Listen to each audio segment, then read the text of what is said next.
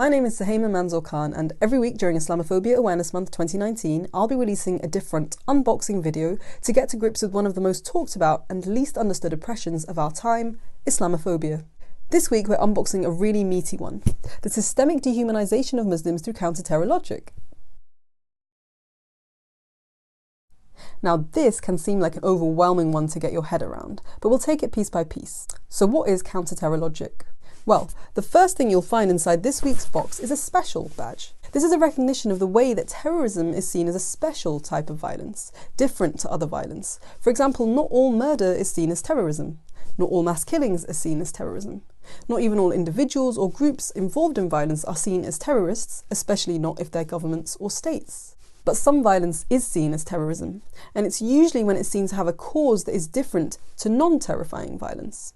For example, most killings will be seen to have complex causes, contextual factors, specific motives underlying them, maybe a backstory, personal trauma, vulnerability, grievances, or political aspirations. However, terrorism is seen to be a violence which doesn't have such causes. Instead, the cause of terrorism is linked up with the identity of the perpetrator themselves. In the past 20 or so years, if the perpetrator is Muslim, the violence is called terrorism, and the cause is the Muslimness itself.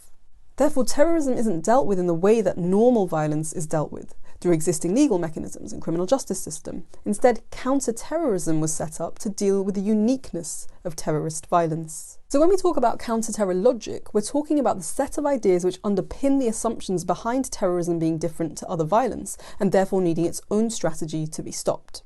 Which brings us to the second item in the box. That is a crystal ball, used to predict the future.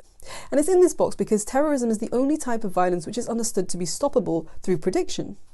What do I mean?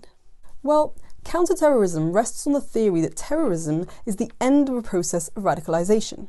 This theory basically sees someone becoming violent as an internal ideological journey they go through, and the government says terrorism can be preempted and prevented by predicting when someone might be on that journey. This theory of prediction about future violence might sound like a good idea at first, but what does it mean in a context where terrorism is seen as violence so closely connected to Muslims and Islam? It means that when you try to predict who might become a terrorist in the future, you automatically look at Muslims, since the theory of radicalization implies that whilst the end process is violence, the starting point is being Muslim. Because of that assumption, the conclusion is really that any Muslim has the potential to be radicalized, therefore all of them require monitoring. If that wasn't enough to make the logic behind counter-terrorism seem shaky, it gets worse. The next thing in this box is classified information. This is the scientific evidence that underpins the radicalization theory, and in the UK, specifically, the PREVENT policy. PREVENT is a legal requirement on every single public sector worker in this country to look out for signs of radicalization in those under their charge. So students in schools and universities, patients in hospitals, staff in councils, the list goes on. However, the research that this comes from is a report that is confidential, meaning no one can read it.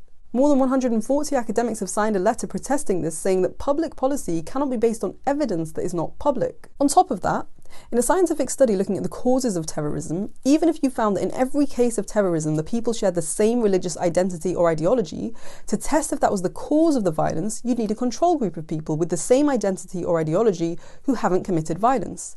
If for every 1,000 people that had the identity, one was charged with terrorism, the other 999 weren't, their shared identity or ideology is not the cause of terrorism. The study would have to start again.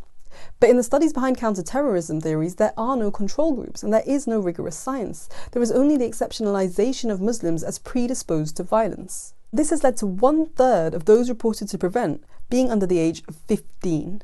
Clearly, counter-terrorism is mainly working to treat people as criminal based on their identities. This leads to a culture of surveillance and monitoring of Muslims, not just by law, but in society more broadly.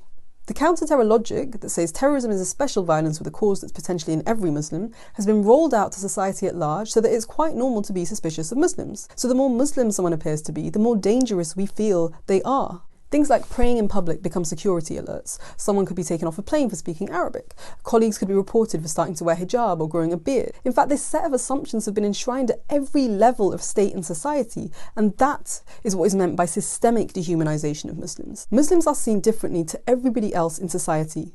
Where the law says innocent until proven guilty, counter-terror logic says Muslims are guilty until proven innocent. Racial profiling is basically required by the law.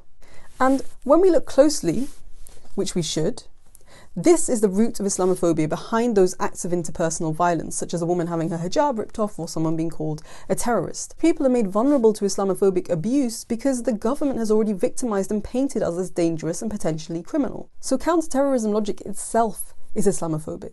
It links to the box we opened last week because the colonial past of seeing Muslims as essentially violent is what makes the counter-terror logic seem so commonsensical. It suggests, of course Muslims are more prone to violence. They always have been. Their violence is not a consequence of personal trauma, political grievances, context of racial profiling, social and economic exploitation and negligence. No, it's simply a consequence of who they are, so of course we must treat them as different, and of course we must set up a specific set of laws to deal with terrorism rather than the normal criminal justice procedure, hence the use of secret evidence, secret courts and extradition, etc. This means we never look close enough. We never think about how the society and state we live in might be accountable for violence. We also never get a chance to consider how the state's authoritarian power has expanded in the past 20 years in the name of countering terrorism. This has given the state more power to monitor any type of dissent or protest it sees as a threat, and this has been used against Green activists, Palestinian activists, student protesters, the list goes on. Therefore, counterterrorism cannot be reformed or improved to be more fair.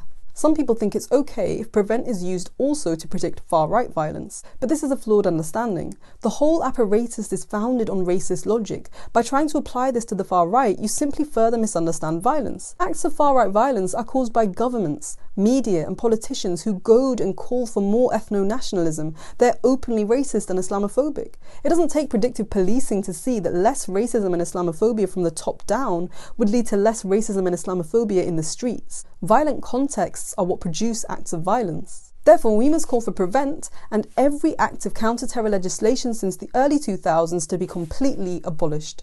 We must never cooperate with those laws, and we must never take funding from their source, which sees all Muslims as inherently violent.